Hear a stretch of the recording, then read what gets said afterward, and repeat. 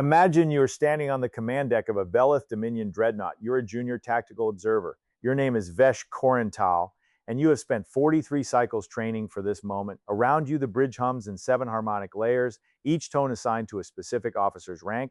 The captain's tone is the deepest. Yours is the highest. You're not allowed to speak unless spoken to. You're barely allowed to breathe out of sequence. The ship you're standing in is 2 kilometers long. It carries 46 primary weapon systems, 18 secondary, and enough atmospheric ordnance to render a small moon uninhabitable for 900 cycles. It is called the Crown of Seven Silences, and it has never been refused. Below you, on the viewing column, hangs the image of a small green and brown moon.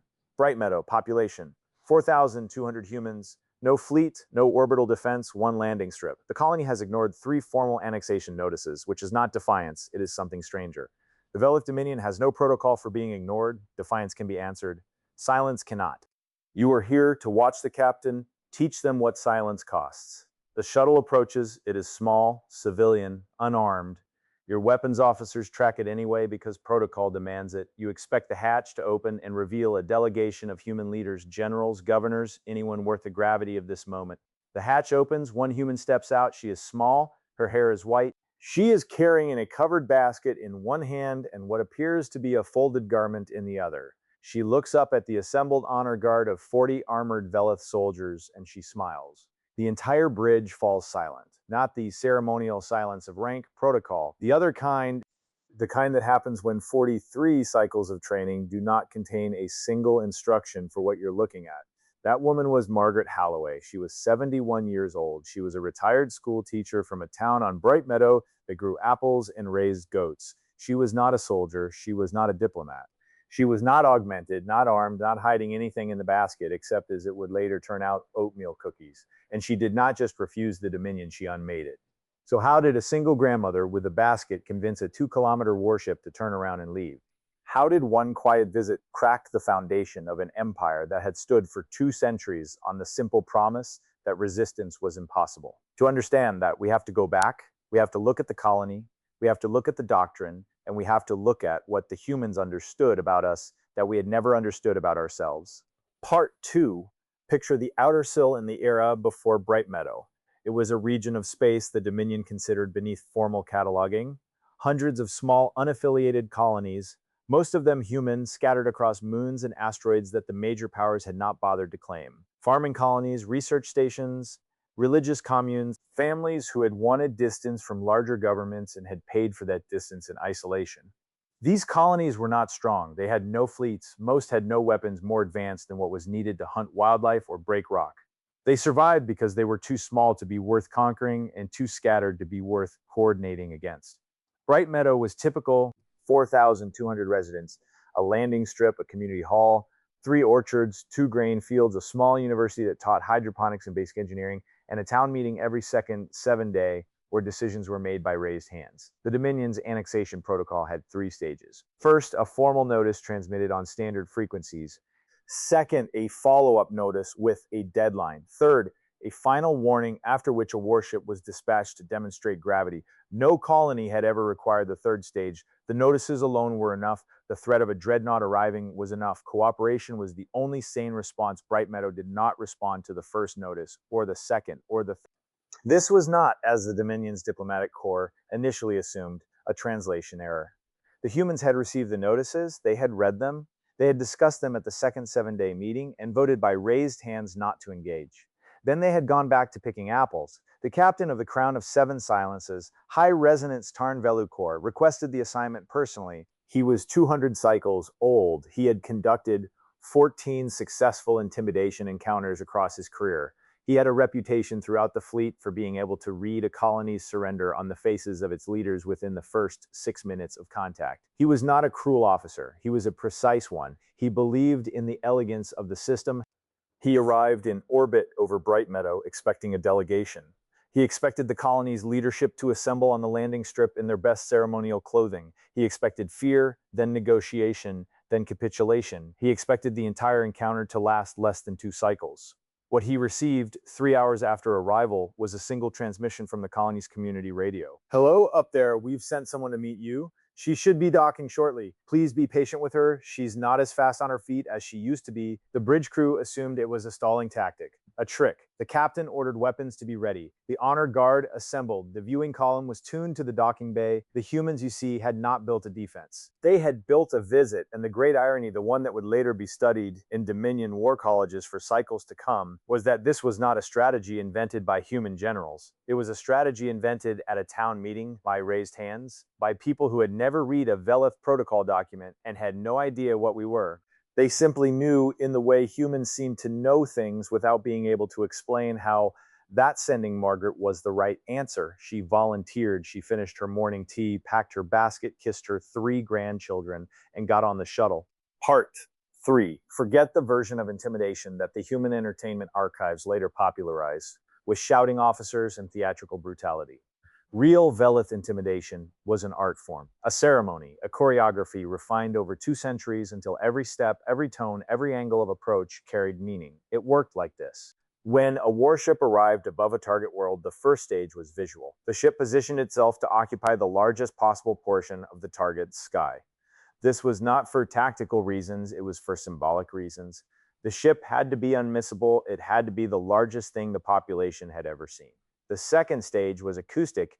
The ship transmitted a tonal sequence across the target's atmosphere, 7 layered harmonics, each carrying a specific meaning in Bzl hierarchical language. To human ears, it sounded like distant whale song. To Bzl ears, it was a complete legal document. The third stage was diplomatic. A delegation of Bzl officers descended to the surface in full ceremonial armor, accompanied by an honor guard. They met with the target's leadership in a formal setting. They presented the terms. They waited for the leadership to surrender, which the leadership always did because by this point the target's population had spent several hours staring at a sky-filling warship and listening to legal whale song. The entire process depended on the target agreeing to the premise. The target had to recognize the warship as terrifying, had to recognize the honor guard as dangerous, had to recognize the captain as an authority worth negotiating with. The intimidation only worked if the target participated in it. This was the part the humans understood that we did not. A system built on protocol can be broken by anything the protocol does not anticipate. The Bzl protocol anticipated leaders, it anticipated soldiers, it anticipated negotiators, hostages, religious figures, even ceremonial children sent as symbolic surrender offerings. Each of these had a defined response in the operations manual. The protocol did not anticipate a small woman with a basket of cookies. There was no entry in the operations manual for civilian elder, unarmed, smiling, offering baked goods. There was no defined response. There was no script. The officers of the Crown of 7 Silences had been trained for 12 cycles each, some of them for 20, and not one of them had ever rehearsed what to do when the enemy delegation turned out to be somebody's grandmother. Margaret Holloway was a variable the protocol could not classify, and because the protocol was the source of Bzl authority, anything it could not classify could not be acted upon. The system would not allow it. Firing weapons at an unclassified target required authorization at 3 command levels. Detaining an unclassified target required a form that did not exist. Even refusing to receive her was protocol forbidden. The colony had sent an emissary, and emissaries had to be received. The captain's choice, the moment Margaret stepped out of that shuttle, was either to break 2 centuries of doctrine or to invite her in for tea. He invited her in. He did not know yet that he had already lost. Part 4, she walked the bridge slowly. The honor guard, in full ceremonial armor, formed 2 parallel columns and tried to perform the standard escort pattern. Margaret kept stopping to look at things, at a console, at a viewport, at a young soldier whose helmet visor she gently tapped with 1 finger and said, "Goodness, that looks heavy. Does your neck hurt by the end of a long shift?" The soldier was named Junior Resonance Pelvelusaf. He had been in service for 9 cycles. He had killed in ground engagements on 3 different worlds. He had received commendations for steadiness under fire. He answered her. He said in the human trade language, "Yes." It does. I, Vesh Korental, recording this from my station, logged the incident as Anomaly 1, threat classification unknown. I noted that a member of the honor guard had broken formation discipline to answer a civilian question about neck strain. I recommended a follow-up review. Margaret walked on. She reached the bridge proper and was met by Second Officer Tanvel Umar, who was prepared to deliver the formal reception statement. He had practiced it that morning. He was 38 cycles into service and was being considered for his own command. Before he could begin, Margaret reached into her basket, produced a small tin, opened it, and offered him a cookie. "They're oatmeal raisin," she said. "I made them this morning. Please, you look hungry." Second Officer Tan Velumar stared at the tin. He stared at the cookie. He stared at Margaret. He had three options in that moment, except refuse with protocol justification or continue with the formal statement, as if no offer had been made. The first option would compromise the dignity of the reception. The second option required him to cite the specific protocol section justifying refusal, and no such section existed because the protocol assumed enemies did not bring food.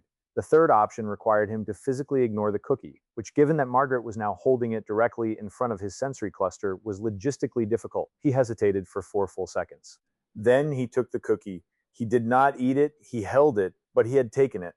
And in taking it, he had broken the chain of reception protocol, because reception protocol required the receiving officer's hands to be empty for the ceremonial salute. I logged this as anomaly 2. Threat classification, mild. I noted that the second officer was now holding a baked good and could not perform the salute. I recommended he be relieved of his duties pending review. Margaret kept walking. She approached the captain. High Resonance, Tarn Velu Corps stood at the center of the bridge in his full command regalia, 200 cycles of service. 14 successful intimidation encounters, not a single failure. He was prepared to deliver terms. Margaret looked up at him. He was 3 times her height, and she said, "Oh my, you're very tall. Your mother must be proud." The captain did not respond. She continued. "What was her name, your mother, if you don't mind me asking? I always think it's nice to ask. My students used to think it was strange, but I always asked. I'd say, 'What was your mother's name, dear?' And they'd tell me, and then they'd remember all through the school year that someone had asked." The captain still did not respond. I logged this as anomaly 3, threat classification. Severe. The captain had been asked a personal question by an unclassified civilian and had not been provided a protocol response within the standard answer window. The entire bridge was now watching him. His silence was, in Bzl hierarchical terms, the most consequential silence of his career. Margaret waited. She was very patient. She had spent 41 years waiting for 4th graders to answer questions, and a Bzl captain was, in her assessment, no harder to wait on than a 9-year-old who had been caught not doing his reading. After 11 seconds, the captain spoke. He said, "Her name was Corvelu San." Margaret smiled. She said, "That's a beautiful name. Is she still with you?" The captain said, "She passed in the 90th cycle of my service." Margaret said, "I'm so sorry I lost my mother too. It doesn't ever stop hurting, does it? People say it does, but it doesn't. It just gets quieter." The captain did not respond. I logged this as anomaly 4. Threat classification, catastrophic. The captain of the Crown of 7 Silences had engaged in personal, emotional disclosure with an unclassified civilian on the bridge in front of 43 officers during what was supposed to be an intimidation reception. There was no protocol response for what had just happened. There was no recovery procedure. There was no precedent in the archive. Margaret reached into her basket again. She produced a folded garment, a hand-knitted cardigan, pale yellow, with small wooden buttons. She said, "It's drafty up here. I noticed when I came in, I brought this for whoever might need it. My husband used to get cold in the evenings before he passed. I made this one for him, but he never got the chance to wear it. I'd be honored if someone here would take it." She held it out toward the captain. He stared at it. I recorded the moment for the Imperial Archive. I noted that the bridge had been silent for 19 seconds. I noted that no officer had moved. I noted that the captain's 7 harmonic layers, which under normal command conditions should have been audible throughout the bridge as a continuous low chord, had gone completely quiet. The captain accepted the cardigan. He did not put it on. He held it, but he had accepted it. And in that moment, every officer on the bridge understood, in a way none of us could yet articulate, that the Crown of 7 Silences was not going to fire on Bright Meadow, because you cannot fire on a colony after accepting a cardigan from its grandmother. The protocol did not say so, but the protocol did not have to. Part 5, the encounter lasted 3 hours and 47 minutes. In that time, Margaret Holloway introduced a variable into every command structure on the bridge, and one by one, each officer broke in their own particular way. Weapons Officer Kren Velutan was the first. He was responsible for primary armament authorization. He had served on the Crown of 7 Silences for 11 cycles. He had personally authorized 3 planetary bombardments. He was, by every metric the Dominion measured, an exemplary officer. Margaret offered him a cookie. He accepted it without thinking, because his protocol training had not anticipated baked goods, and his social conditioning, which the Bzl Dominion had assumed it had successfully overwritten with 2 centuries of military doctrine apparently had, He ate the cookie. He said it was good. He thanked her. 12 minutes later, when the captain glanced toward him for the standard pre-engagement weapons confirmation, Krenvelutan looked back and could not authorize fire. He could not explain why. He simply could not. He would later tell the review board that the cookie was still on his palate, and the woman who had given it to him was standing across the bridge, asking another officer about his children. And he could not in that moment connect the act of authorizing fire with the world he was currently in. He resigned his commission 6 cycles later. He runs a small bakery now on a Velith civilian moon. He uses Margaret's recipe. Protocol officer San Veluvesh was the second. Her role was to retrieve and apply the correct procedural document for any unclassified event on the bridge. She had spent 8 cycles building a personal index of every protocol document in the Dominion archive. She had memorized 17,000 subsections. When Margaret asked the captain about his mother, Protocol officer San Veluvesh began searching for the document covering civilian elder, unarmed, asking about deceased family member of commanding officer during intimidation reception. She searched for 19 minutes. She did not find one. She kept searching even as the encounter continued around her, because her training had taught her that every situation had a document and the document had to be found. She was still searching when Margaret left the ship. She was still searching when the crown of 7 silences withdrew from orbit. She was searching, I'm told, for 2 more cycles after that before her superiors gently removed her from active duty. She now teaches at the Dominion's Protocol Academy. Her lecture series is titled The Limits of the Document. It is required viewing for all first-year cadets. Communications officer Mar Velupel was the third. He was responsible for transmitting all formal terms to the target colony. He had a script prepared. He had transmitted variants of the same script 41 times in his career. He had never been asked to deviate from it. Margaret, passing his station, noticed that he had a small framed image at his console. A young Velith juvenile, his offspring. She stopped and asked about the child. She asked the child's age. She asked what the child liked to study. She asked if the child played any instruments, because she said her own grandson had just started learning the cello and was very serious about it. Communications officer Mar Velupel answered every question.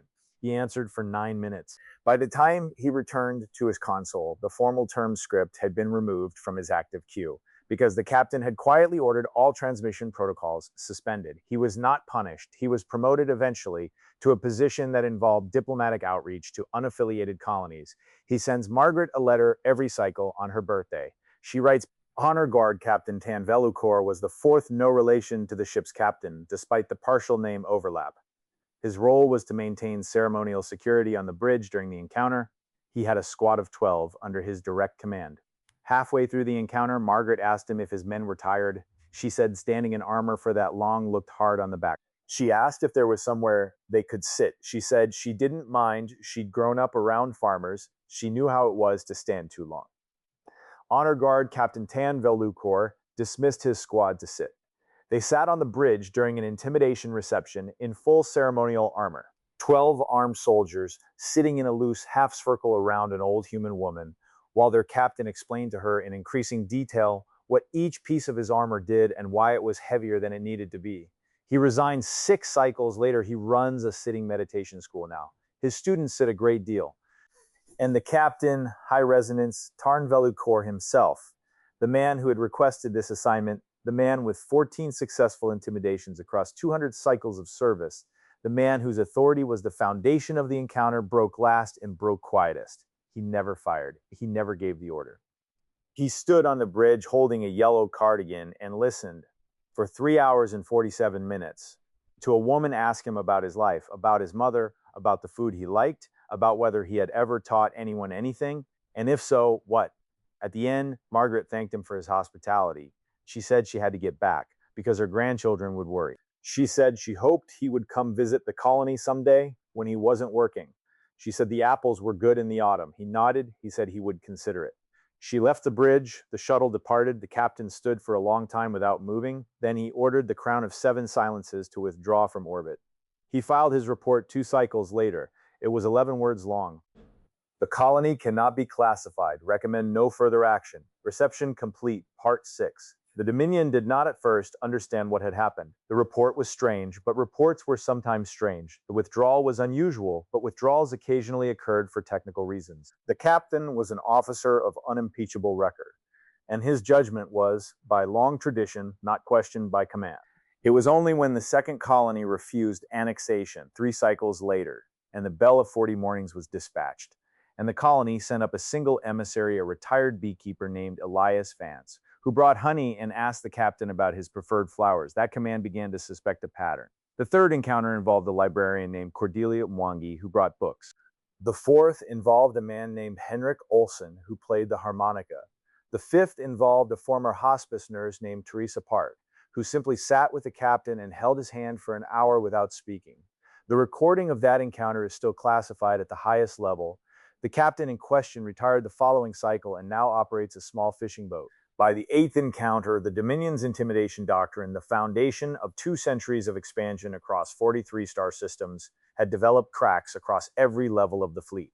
The problem was systemic. The problem was that the doctrine assumed a kind of opponent that the unaffiliated human colonies had collectively decided not to be. Our entire military philosophy was built on the premise that the threat of force would produce surrender. The humans had discovered that the threat of force could be neutralized by refusing to perceive it as a threat at all. You cannot intimidate someone who is offering you a cookie. You cannot demand surrender from someone who is asking about your mother. You cannot demonstrate gravity to a population that is already at a town meeting by raised hands decided that you're simply a visitor who will eventually leave.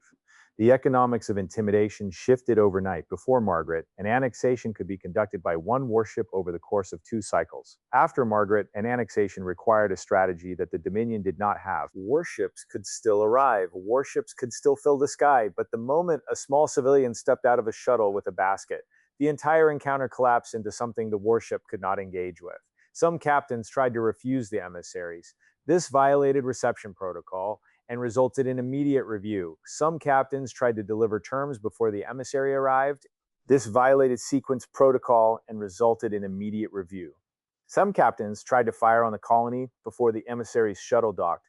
This violated 3 separate protocols and in 2 recorded cases resulted in the captain being removed from command by his own bridge crew, who had not been raised to fire on populations that had sent grandmothers to greet them. The Dominion's diplomatic corps proposed a counter-doctrine. They suggested training programs to inoculate officers against what they called the kindness vector. They suggested simulations involving fake elderly humans. They suggested protocols for refusing cookies. None of it worked. The simulations could not capture what Margaret had been because Margaret had not been a tactic. She had been an actual person. The fake grandmothers in the training programs were Velith actors performing kindness. The officers could feel the difference.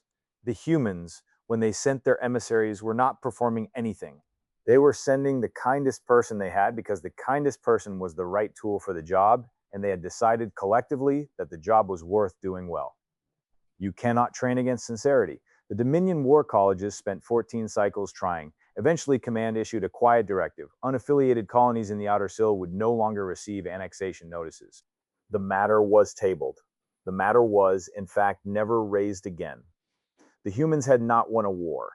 They had ended one before it could begin by refusing to participate in the choreography, and other species watching from their own borders began to take notes. Part 7. The Velith Dominion adapted in the way large institutions adapt, slowly and never quite enough.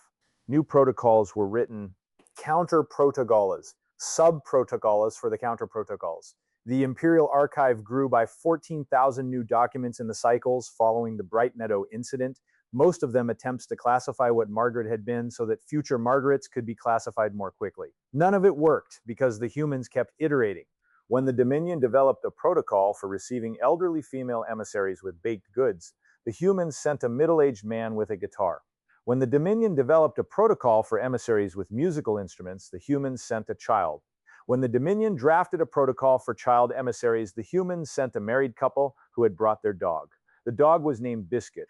The encounter is still studied. The captain of the Resonance of 3 Tides spent 90 minutes scratching Biscuit behind the ears and then ordered an immediate withdrawal. He cited in his report the dog. What the Dominion did not understand, what we did not understand for a long time, was that the humans were not running a strategy. They were running a philosophy. They had decided at thousands of separate town meetings across hundreds of small colonies that they would not treat us as enemies until we forced them to. And they had decided that the best way to refuse to treat us as enemies was to treat us as guests. This was the part that broke us most thoroughly. The humans did not hate us. They were not afraid of us. They simply did not accept the premise of the encounter. And because their refusal was sincere, because it was not a tactic but an actual disposition held by actual people at actual meetings, there was nothing in our doctrine that could engage with it. We had built a military philosophy on the assumption that fear was universal.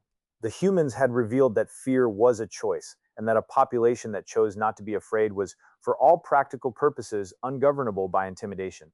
The implications spread outward. Other species in the outer sill, species we had previously categorized as minor, began studying the human method. The Chenokai sent a poet to greet a Dominion patrol. The Vorlok Federation sent a chef. 2 cycles later, a unified species coalition in the region issued a joint statement informing the Dominion that future emissaries from any unaffiliated world would follow what they called the Bright Meadow Standard. They thanked us in the statement for our continued patience. The Dominion's expansion in the outer sill stopped completely. It has not resumed. I have spent 41 cycles studying what happened. I have written 6 monographs. I have lectured at 3 war colleges. I have interviewed every surviving officer from the Crown of 7 Silences, including the captain, who lives now on a quiet world near the Dominion's inner border and tends a garden. He is 143 cycles old. He still has the cardigan. He showed it to me. It is folded carefully in a wooden box on his shelf. He has never worn it. He has never put it away when I asked him why. He said, because she made it for someone who never got to wear it. I do not need to wear it. I only need to keep it. He has not, to my knowledge, ever told that to anyone else. I think about that often. I think about how the entire architecture of Dominion power, the warships, the protocols, the harmonics, the choreography collapsed across 43 star systems because one species refused to be afraid, and one woman in a yellow cardigan walked onto a bridge and asked the captain about his mother. I think about how in 200 cycles of expansion, the Dominion had never once asked who any of the people we conquered had been before we arrived. We had not needed to. The protocol did not require it. The humans required it of themselves, of each other, and eventually of us. That is the lesson. That is the only lesson. Part 8, I am old now. Older than the captain was when he stood on that bridge holding a cardigan. I lecture at the Dominion's primary war college. I have a small office with a single window. I teach 1 class. It is called the Bright Meadow Incident. It is required for all final year cadets, the ones who will go on to command ships or shape doctrine or sit in the rooms where the future of the Dominion is decided. I begin every lecture the same way. I tell them to imagine they are standing on the command deck of a Bzl Dominion dreadnought. I tell them about the 7 harmonic layers and the 46 primary weapon systems and the 2-kilometer length of the ship. I tell them about the moon below them, green and brown, 4,200 people. No fleet, no defense. Then I tell them about the hatch opening, the small woman, the basket, the cardigan. I watch their faces. Every cycle, the new cadets react the same way. First confusion, then a kind of nervous laughter because the story sounds, at first, like it must be a joke. Then silence, when they realize it is not a joke that it actually happened, that the warship actually left, that the Dominion's expansion actually stopped because of a grandmother with cookies. Then I ask them the question. I ask them what they would have done if they had been the captain, if they had been the weapons officer, if they had been any of us. Most of them say they would have fired. They say it quickly, the way young officers say things they have not yet had to test. They say they would have followed protocol. They say they would have held the line. I let them say it. I do not argue. Then I tell them about Kren Velu Tan, who could not authorize fire because of a cookie about San Velu Vesh, who is still searching for the document. About Tan Velu Kor, the honor guard captain, whose meditation school now has 600 students. About the ship's captain, who keeps a yellow cardigan in a wooden box and has never told anyone what it means. I tell them that every one of those officers before the encounter would also have said they would fire. Every one of them would have said they would follow protocol. Every one of them would have said they would hold the line, and every one of them was undone, in the end, not by a weapon, but by a woman who refused to treat them as enemies. I tell the cadets that this is not a story about defeat, it is a story about discovery. About the day we learned something true about ourselves that we had not previously been willing to look at, that our entire philosophy had been built on the assumption that other species would be afraid of us, and that the moment one species refused, we had no idea who we were. The humans gave us that by being sincere, by being kind, by sending the right person and not the strongest. I tell the cadets that the highest form of strength is not the strength that can destroy, it is the strength that knows what does not need destroying. The humans, in their small town meetings on their small moons, with their small unarmed shuttles, the humans knew. We did not. We are still learning. Then I close the lecture the way I always close it. I tell them to imagine the hatch opening again, not on the crown of 7 silences, on their own ship on the bridge they will command someday, when they have their own 7 harmonic layers and their own 46 weapon systems and their own moon hanging green and brown in the viewing column. I tell them to imagine the hatch opening and a small figure stepping out carrying a basket. I tell them to think in that moment about what they will do, and I tell them, because this is the only thing I have learned worth telling, that the right answer is not in the protocol. The right answer was never in the protocol. The right answer is to put down the terms and step forward and ask her name. That is the lecture. The cadets file out. Some of them look thoughtful. Some look troubled. A few. Every cycle come to my office afterward and ask if they can read the captain's report. The 11-word one, I show it to them. The colony cannot be classified. Recommend no further action. Reception complete. They read it. They hand it back. They leave quietly. And every cycle I sit in my office afterward and think about Margaret Halloway, 71 years old, retired schoolteacher, 3 grandchildren, apples in the autumn, a woman who finished her morning tea, packed her basket, and walked onto a warship because her colony had decided at a town meeting by raised hands that she was the right person to send. She passed 11 cycles after the encounter, peacefully, in her own bed. Her obituary in the Bright Meadow community paper was 42 words long. It did not mention the crown of 7 silences. It mentioned her students, her husband, her grandchildren, the apple orchard. That is the story. That is the only story. And the next time you see a depiction of Dominion power, a warship in the sky, a fleet in formation, the 7 harmonic layers of a command tone, look closely. Look for what is missing from the picture. Look for the small figure who is not there. The one with the basket, the one we did not know how to receive. She is the reason the picture is incomplete. She is the reason it will always be incomplete. And she started like the humans always seem to start, as somebody's grandmother.